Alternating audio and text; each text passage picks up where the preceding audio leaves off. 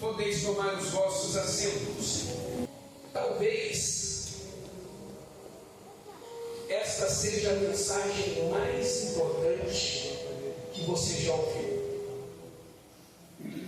Porque esta mensagem que nós vamos pregar e meditar nesta manhã, ela não diz respeito ao que você vai ter. Ela diz respeito ao que você precisa ser. Na igreja, tem duas coisas importantes. A primeira é a visão. E a segunda, a missão. A visão, ela é do pastor. A missão, ela é da igreja. Deus tem conversado muito comigo. E Deus me deu uma visão para essa igreja. Eu fiquei muito animado e motivado. Por quê? Eu sei aonde essa visão pode nos levar. Mas o Deus que me deu a visão, Ele disse também que no caminho há pedras. José, antes de ser governador, ele enfrentou o poço, ele enfrentou traições, ele enfrentou a prisão, para depois ser governador. O povo de Israel, antes de entrar na terra prometida, ele enfrentou primeiro um deserto. Antes do povo tomar Canaã, a terra que manava leite e mel, havia uma muralha. E Deus disse comigo: há pedras no caminho. Ou seja, Deus estava falando: existe algo grande para ser alcançado, mas vocês devem estar preparados para um tempo de dificuldade. Eu estava assistindo uma história. Um homem, ele entrou em um estacionamento de mercado e ele viu uma vaga de estacionamento para idoso. E ele respeitou, foi à frente e colocou seu carro em uma outra vaga. Estacionou e quando ele estava voltando, ele viu um senhor olhando um jovem colocar o carro na vaga de idoso. E ele ficou muito chateado com aquilo. O homem, como pode um jovem não respeitar o idoso? Essa vaga é para idoso. E ele chamou o senhor e falou assim: eu conheço o gerente do supermercado, vamos lá, vamos conversar com ele, e ele vai pedir a segurança vai vir aqui e vai mandar esse rapaz tirar o carro daí. O senhor olhou para ele e disse: meu filho, muito obrigado pela gentileza, mas esse jovem, pelo visto, ele não aprendeu educação com os pais e nem na escola. E pelo visto não vai aprender conosco não. Aí olhou para o homem e disse assim: o senhor precisa saber que existem pedras no caminho. Existem pedras no caminho. E o que nós vamos fazer? Nós vamos chutar a pedra e se machucar? Dependendo do tamanho da pedra, você se machuca, ou você simplesmente desvia o caminho.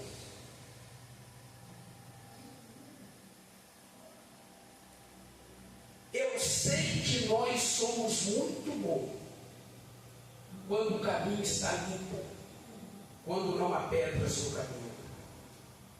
Mas quem nós somos quando encontramos pedras no caminho? A mensagem de hoje é sobre isso. Quem nós somos em meio às dificuldades.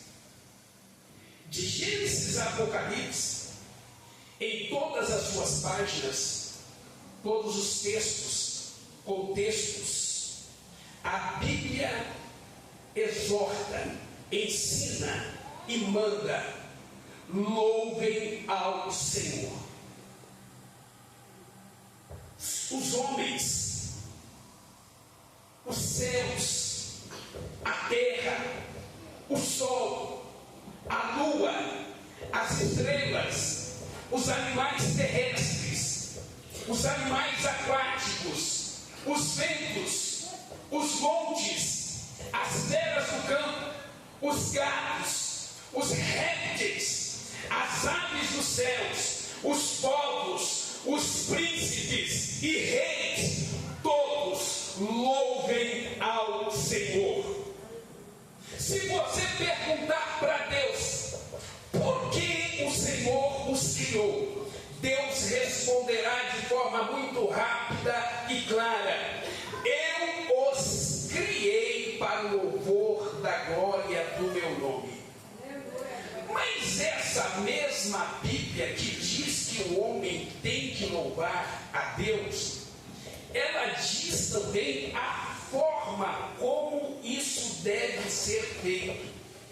Pois não é qualquer louvor que Deus recebe. Não é qualquer louvor que agrada a Deus. O que agrada, Ele recebe.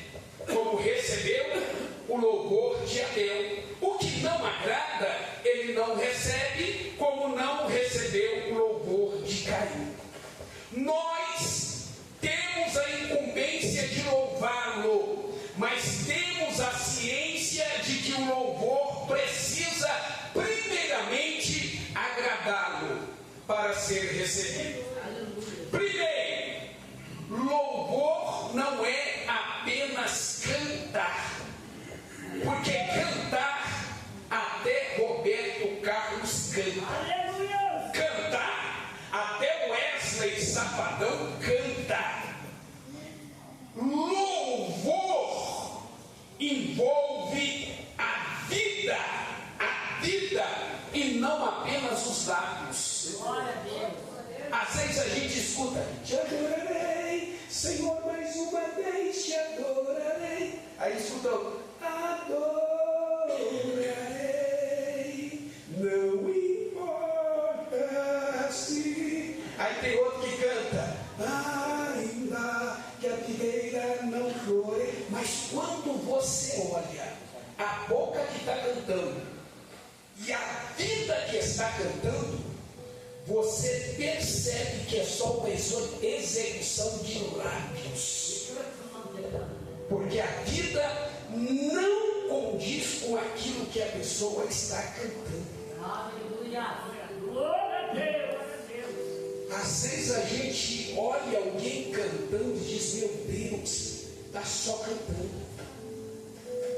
Porque louvor não é apenas cantar, louvor envolve toda a nossa vida. Louvor não é apenas lábios, louvor é vida. Número 2, louvor não pode ser forçado. Louvar a Deus deveria ser o prazer número 1 da nossa vida, porque Ele é o Criador, nós somos apenas criatura. Ele é o Senhor e nós somos apenas servos. Quando se chega ao ponto de pedir: irmão, vou cantar, irmão, abre a boca, irmão, pelo amor de Deus, você está na igreja. Quando se chega a esse ponto, primeiro, esse crente não está bem. E segundo, esse louvor Deus não recebe. Presta atenção no que vou dizer para você. Se você cantou apenas porque alguém pediu, o seu louvor não passa desse lugar.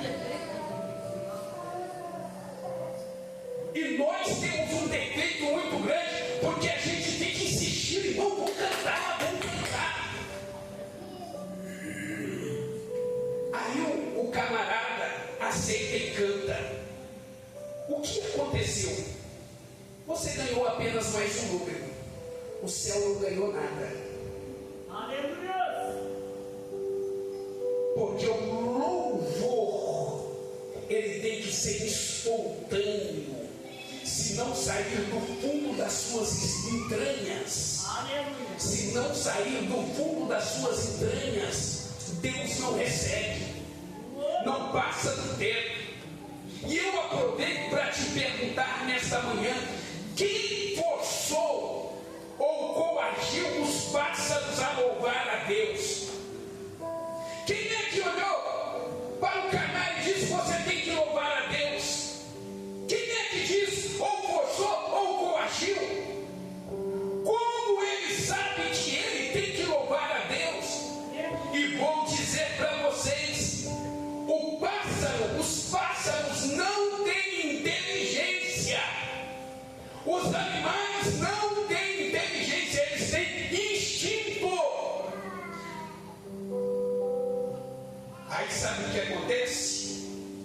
Os homens com inteligência não conseguem fazer o que um animal que tem apenas instinto faz. Porque os pássaros louvam a Deus sem ninguém mandar e nós não conseguimos fazer isso? É porque mesmo não tendo inteligência, eles sabem que existe um Criador que os criou. Eles reconhecem que há um Deus soberano acima de tudo que os criou. Número 3. Louvor não pode ser fingido. Certa feita Deus disse assim: este povo me honra apenas com os lábios, mas o coração está longe de mim. Presta bem atenção no que vou falar nesta manhã. Quando a gente louva, Deus não olha para a nossa boca, Deus olha para o nosso coração. Uma pessoa pode estar cantando com a boca, mas não estar louvando a Deus. Agora, em contrapartida, uma pessoa pode estar de boca fechada e estar louvando a Deus.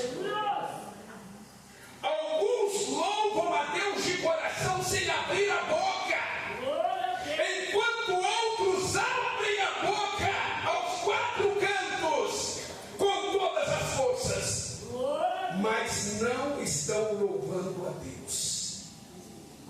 Deus nunca olha para a tua boca, Deus olha para o teu coração.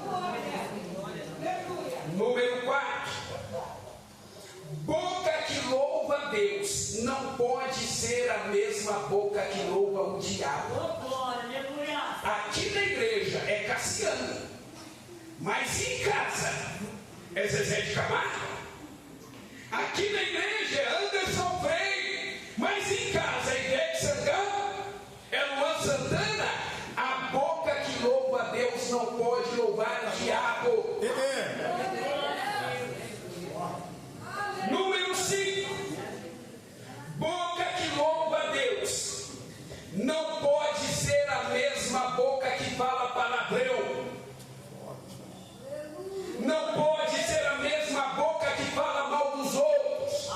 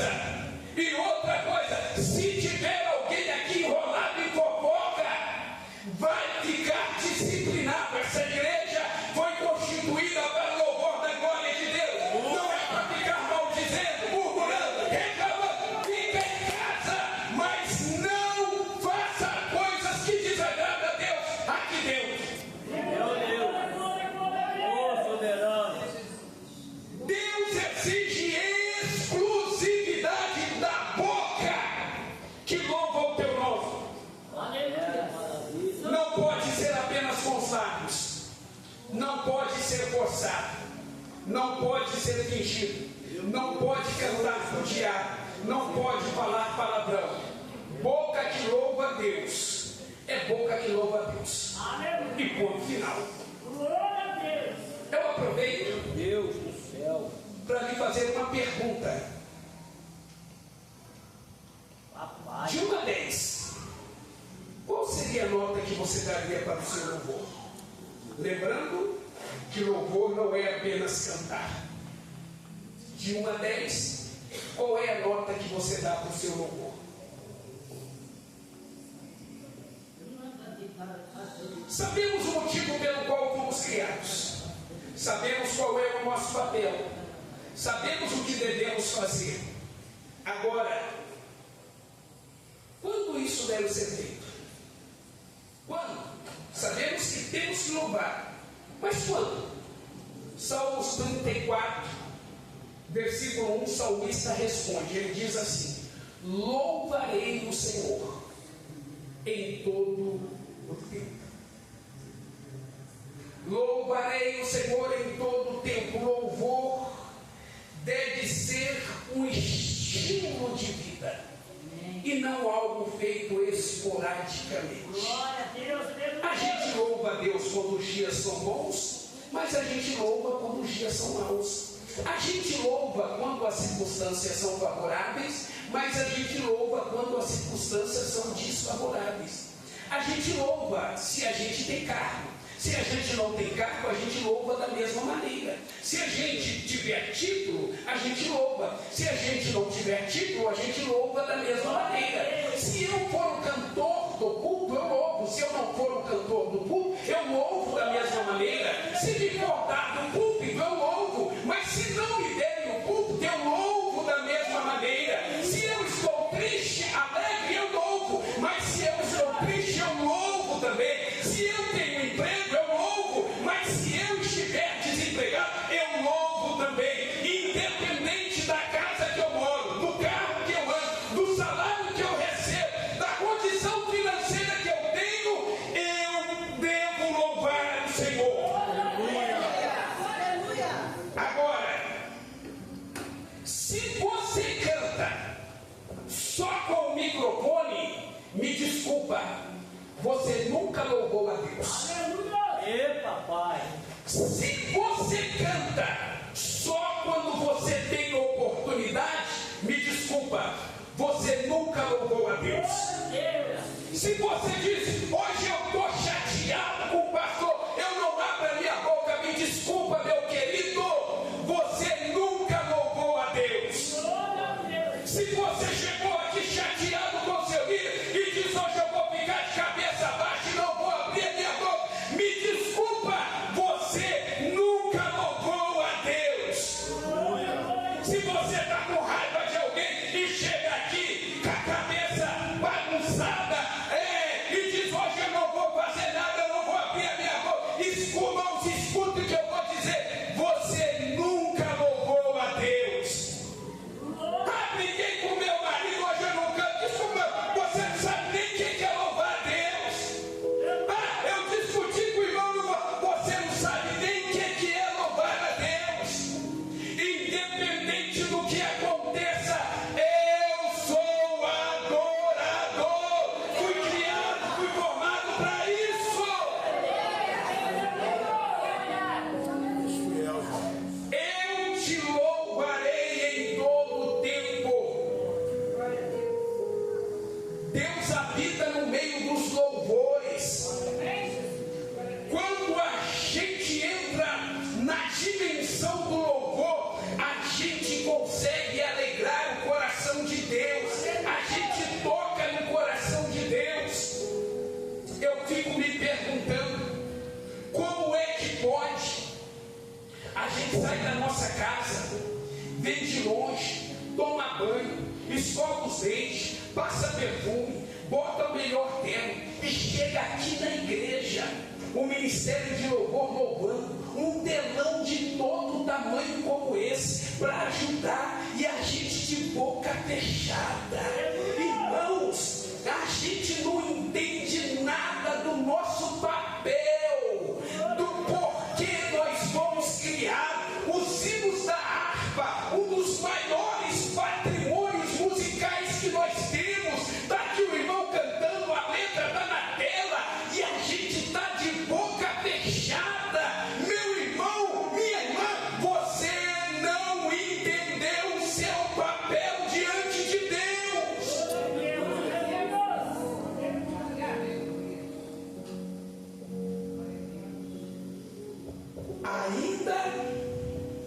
que a figueira não floresça. Isso parece ser mais uma frase bonita da Bíblia, mas por trás desta frase tem uma revelação profunda. A verdadeira fé não se abala diante das circunstâncias. A verdadeira fé não se abala diante das circunstâncias. A verdadeira fé não depende de circunstâncias. A verdadeira fé depende do que Deus é. Eu quero nesta manhã incentivar você a ter um posicionamento firme de adorador, mesmo diante das piores crises da sua vida. Eu sei que todos nós passamos por dias difíceis, mas se um dia tudo te faltar, e eu não estou falando de um problema isolado, eu estou falando de um colapso completo, que foi isso que o profeta Abacuque descreveu no seu livro, um cenário de crise total. Figueira seca, videira sem fruto, oliveira sem azeite, campo sem trigo, aprisco sem ovelha, currais sem gados. 6 áreas aonde não havia esperança aos olhos humanos. No meio desse deserto, deste caos, desta catástrofe, ele solta uma palavra que parece ser loucura aos olhos humanos. Todavia, eu me alegrarei no Senhor.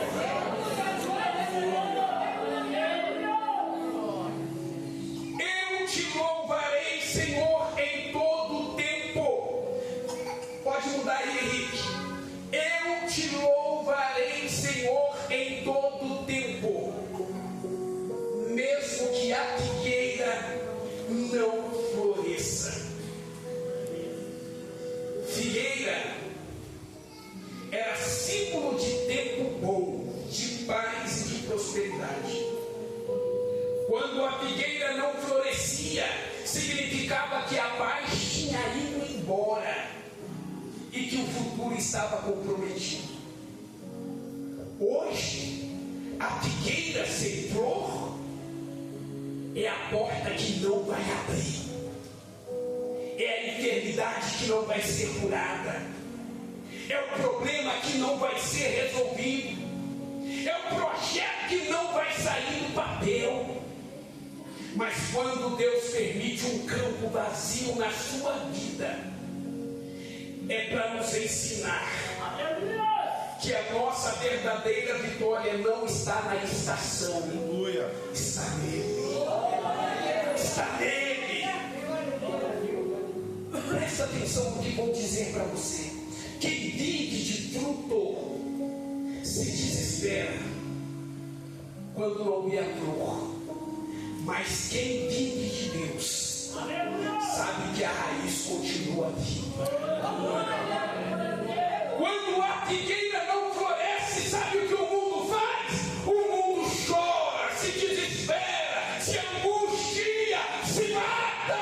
Mas quando a figueira não floresce, sabe o que o crente faz? O crente olha para o céu e diz: é de lá que vem o meu socorro, é de lá que vem a minha vitória.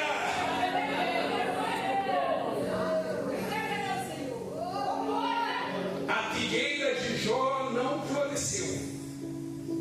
Jó perdeu tudo. Mas ele teve a capacidade de dizer: o Senhor me deu, o Senhor tomou.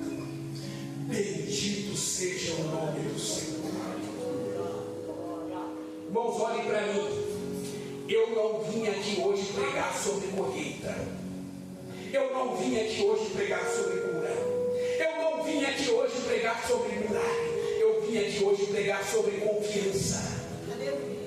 Confiança no Deus que você serve. Eu te louvarei, Senhor, em todo o tempo, mesmo que não haja fruto na vide. Eu não sei, isso quem sabe é você. Eu não sei se você é crente por causa de Jesus ou por causa do fruto da vide. Porque tem crente que é crente por causa de Jesus. E tem crente que é crente por causa das coisas que Jesus faz. Se você for crente por causa de Jesus, mesmo que a videira não dê fruto, você continua crente. Agora, me desculpe, se você é crente por causa do fruto da vide, você é crente hoje, amanhã não sei. Você é fiel hoje, amanhã não sei. Você dá glória hoje, amanhã não sei. Você não é crente por causa de Jesus. Se fosse crente por causa de Jesus, você não estaria olhando para a vide. Você não estaria olhando para o fruto. Você estaria olhando para o dono da vide. Você estaria olhando para o dono da vide. A videira produz uva, e das uvas vem o vinho. O vinho não era só bebida, o vinho era símbolo da alegria. Quando não havia fruto na videira, significava o fim das celebrações. Sabe o que acontecia com o povo? O povo perdia o sabor pela vida, perdia a essência, perdia a razão da vida. A vide sem fruto é aquele momento que a gente vive no automático. Nós sabemos quando a gente vive no automático, a gente vai porque tem que ir, a gente até vai no culto, mas a gente não sente nada. A gente até participa da ceia, mas a gente não sente nada. A gente talvez até vem no culto dos adolescentes, mas a gente não sente nada. Acabou o vinho, perdeu a alegria, a gente está no automático. Eu quero declarar nesta manhã sobre a sua vida. Pode até faltar vinho na sua mesa, mas não pode faltar a unção de Deus sobre a sua vida. Eu quero profetizar aqui nesta manhã, não o vinho que o homem faz, mas o vinho que os céus manda sobre a sua vida, sobre a sua casa e sobre a sua família. Eu profetizo, o vinho da sua vida não acabou, está só aguardando Jesus chegar para fazer o melhor na sua vida. E eu repito, eu não vim aqui pregar sobre colheita, eu vim aqui pregar sobre confiança no Deus que nós servimos. Eu te louvarei, Senhor, em todo o tempo. Mesmo que o produto da oliveira minta. Você pode aplaudir o Senhor?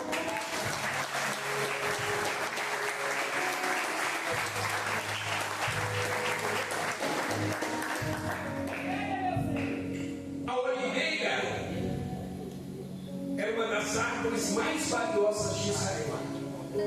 Seu fruto gerava azeite, era usado para cozinhar, era usado para a iluminação do templo, era usado para a unção dos reis e sacerdotes, e era usado para manter a lâmpada acesa na casa de Deus. Presta atenção, quando a oliveira mentia,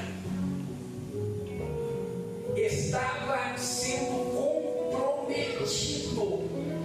A oliveira de mente não é só um problema agrícola, que a oliveira não deu fruto, comprometia o sacrifício no templo. Quando a oliveira mentia, sabe o que acontecia? A lâmpada do templo se apagava. Era crise espiritual. Sabe o que Natan, videira, oliveira que mente, é aquele tipo de crente que promete pouco, mas entrega fumaça. Promete pouco e entrega fumaça. nós declaramos nesta manhã pelo poder do nome de Jesus. O diabo pode até secar a tua videira, mas ele não toca no dono da videira.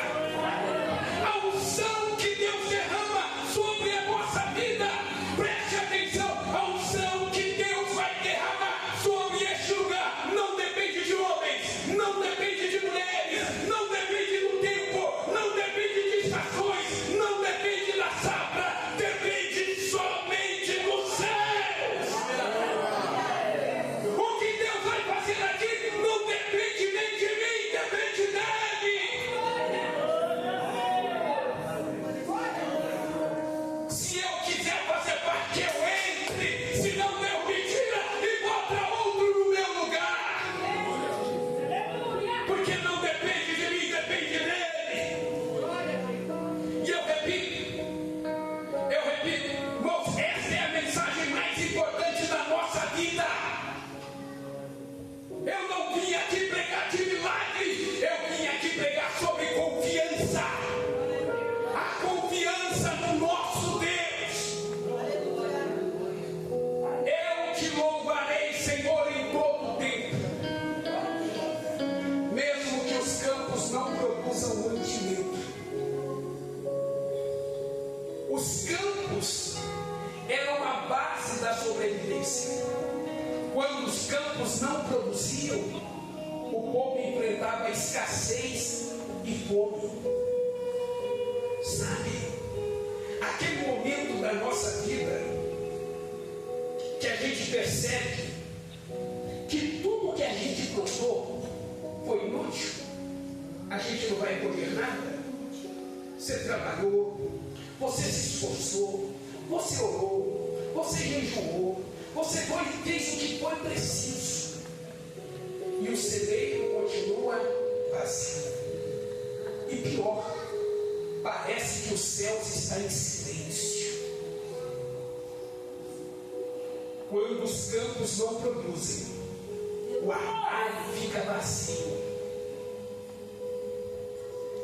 a geladeira fica vazia. Quando os campos não produzem, o carrinho que você usava no supermercado é trocado pela cestinha, porque os campos não produzem. Escute, meu irmão, isso não é realidade nossa, não. Vai no supermercado e vê o tamanho da compra que as pessoas fazem. Lembra aquele tempo de 2 carrinhos? Porque um só não cabia. Aquilo acabou. É os campos que não produzem mantimento. Mas eu quero dizer nesta manhã, o nosso Deus, o Deus Todo-Poderoso, é especialista em alimentar o seu povo no deserto. Irmão, pode até não ter colheita no campo, mas não falta pão na tua mesa. Pode até faltar trigo na terra, mas não falta pão na sua mesa. O mesmo Deus te sustentou por 40 anos. O povo no deserto vai te sustentar. O mesmo Deus que multiplicou a farinha e o azeite da panela vai te sustentar. O mesmo Deus que multiplicou 5 pães e 2 peixes para 5.000 homens vai te sustentar.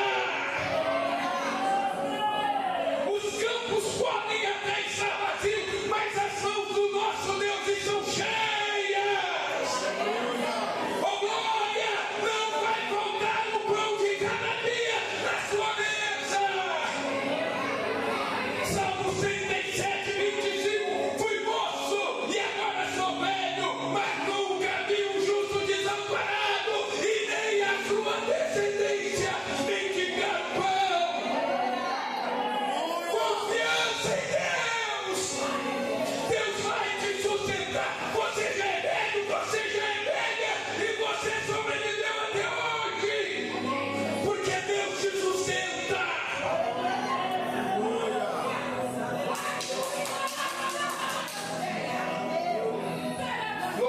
Louvado seja o nome do Senhor.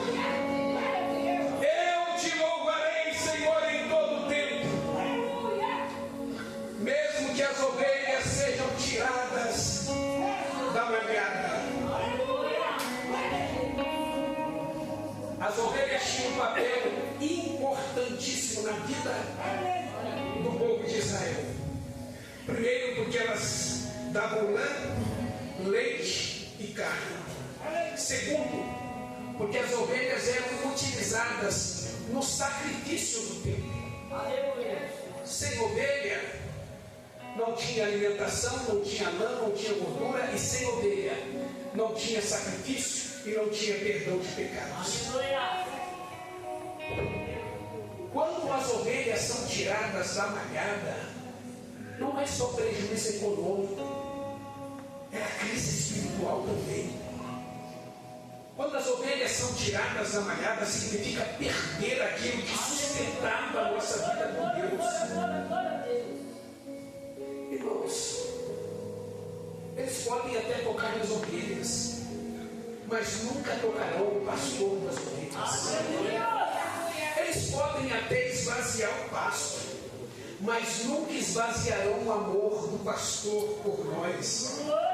Eles podem até tocar no pasto, mas nunca tocarão na promessa que existe sobre esse lugar. Nunca! Ainda que eu ande pelo vale da sombra da morte, eu não temerei, porque o Senhor está comigo. Eu te louvarei. Você está acompanhando? Já estamos no 6. Eu te louvarei, Senhor, em todo o tempo, mesmo que nos currais não haja gado. O gado representava força, trabalho e riqueza. Era um animal para arar a terra, transportar cargas e movimentar a economia da época. Sem gado a economia não movimentava. O trabalho do campo ficava comprometido e o povo empobrecia. Quando não há vacas no curral, é sinal de desemprego. Só no Brasil somos mais de 12 milhões de desempregados. E isso não diz respeito apenas aos ricos, diz respeito ao crente. Pais de família que não conseguem levar o sustento para casa. Quando não há vacas no curral, nem no básico se consegue. Falta até o arroz e o feijão. Quando não tem gado no curral, a gente perde a capacidade de avançar. Sabe quando o combustível acaba? Sabe quando você diz, acabaram-se as minhas forças? É porque não há gado no curral. Mas ainda que falte gado no curral, assim diz o Senhor dos Exércitos para você, não vai faltar força no teu coração. Ainda que falte os recursos da terra, o Senhor te diz, os recursos dos céus nunca se acabam. Podem até faltar o trabalho, pode até faltar o salário, mas não vai faltar a comida e a provisão na tua casa. A mensagem de hoje não é sobre colheita, é sobre confiança. Glória a Deus. Depois de listar 6 áreas onde tudo dava errado, Abacuque não termina a sua palavra com lamento, com choro, com tristeza. Ele termina a sua palavra com, pode mudar, ele termina a sua palavra com todavia. Todavia. Sabe o que significa todavia? É você colocar o pé no chão e dizer, não vou me render, não vou me entregar, não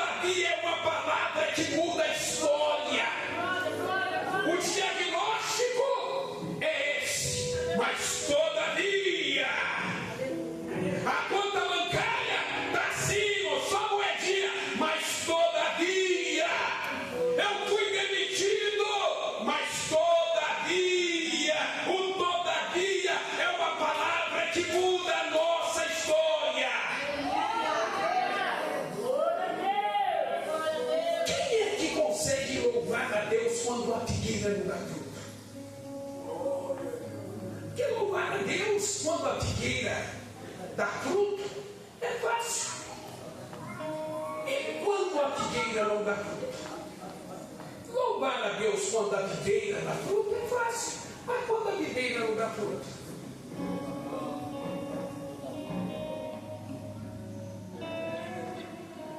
Louvar a Deus quando os campos estão produzindo é fácil.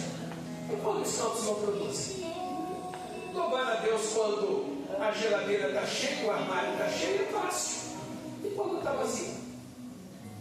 Louvar a Deus sabendo que amanhã você tem 3 mil reais para ir no mercado, encher os 3 carrinhos, R$1.000 para cada carrinho. Boa. É fácil.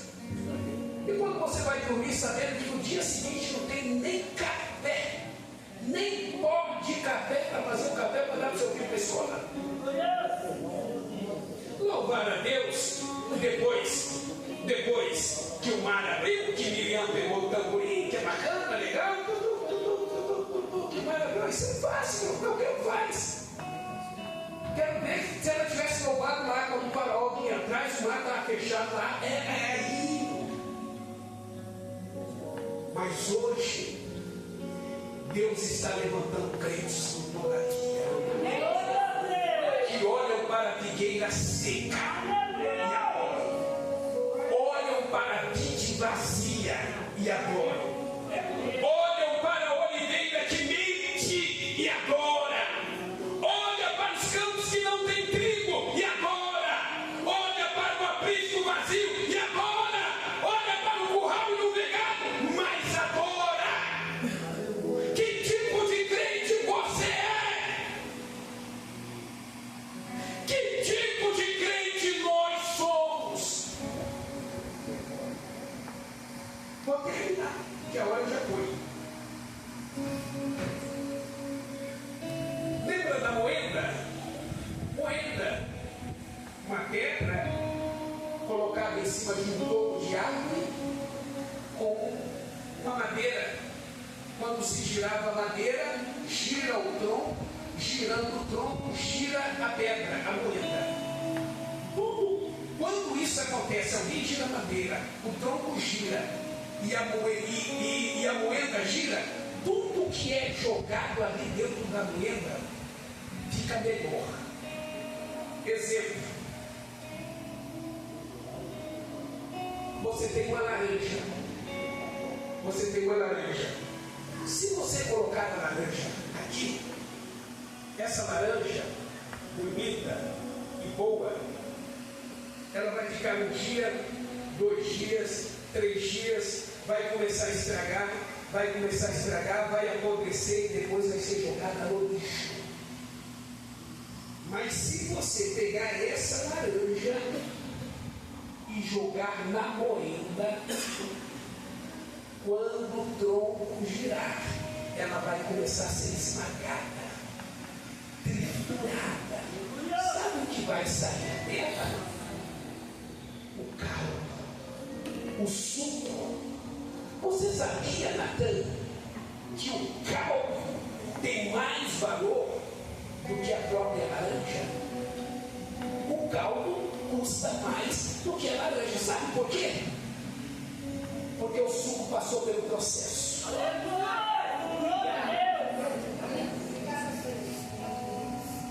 Quanto mais moída ela for, mais caldo vai sair dela. Não é sobre laranja que eu estou falando. Quando Deus te joga na moenda, vai sair de você o que de mais precioso você tem. Quanto é que vale uma azeitona? Quase nada. Às vezes, Saulo, você que gosta de ser empresário, você tem dinheiro, você que gosta de ir para as pizzarias, é aquelas pizzas tamanho família, caprichada, metade para você, metade de 75 para você, e 25 passada, caçada cordeiros, um pouco mais, né? 50 para cada um. Aí, irmão, vem as azeitonas. Né? Se você observar, tem gente que nem dá valor para aquilo, pega azeitona, separa, deixa do lado, porque a azeitona não tem muito valor. Mas quando a azeitona é colocada na moenda,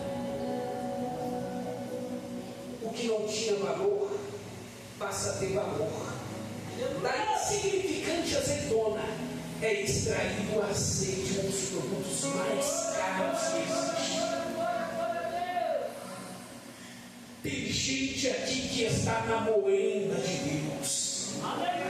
Está sendo prensado, está sendo moído, está sendo amassado, mas não se preocupe, Deus está extraindo de você algo muito caro, muito precioso. Fique na posição que Deus te colocou.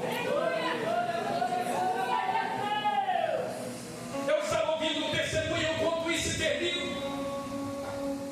Se coloque de pé para a gente ouvir esse testemunho. O ministério de louvor pode vir. Se coloque de pé e olhe para mim. Vou só contar esse testemunho e nós vamos orar. O testemunho diz que uma mãe, enquanto ela estava orando dentro da igreja, ela não sabia.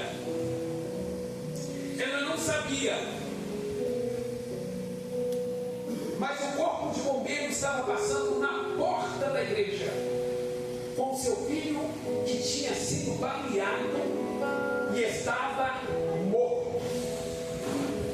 Ela estava dentro do templo orando.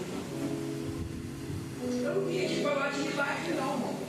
Hoje não tem milagre não, hoje é confiança em Deus. A aula aqui é para gente confiar em Deus, mesmo dentro do maior colapso da nossa vida. Daqui a pouquinho chegou a notícia: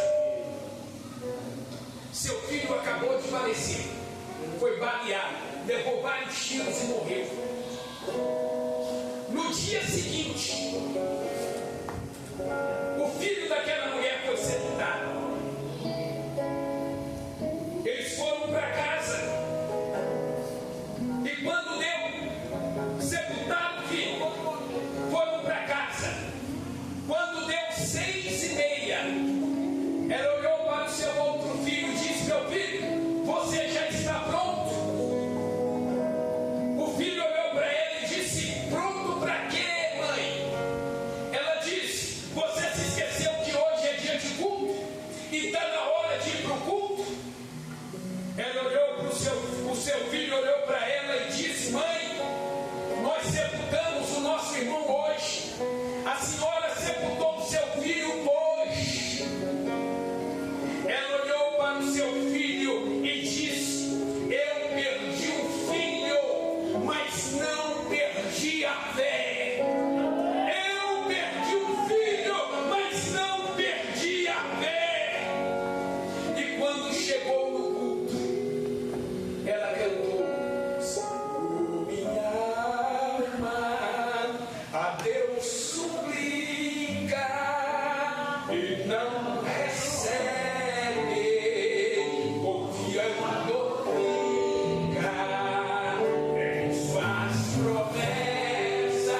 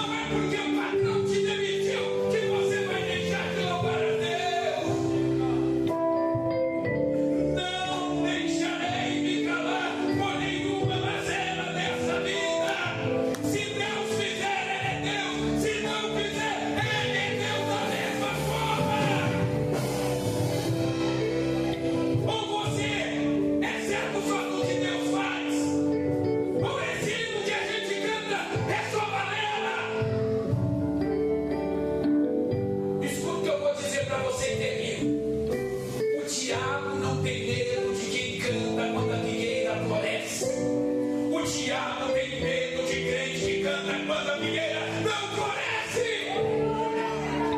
O diabo não tem crente, não tem medo de crente que canta quando tudo está bem. Mas o diabo inferno estremece quando ele olha para você com a vida colapsada, com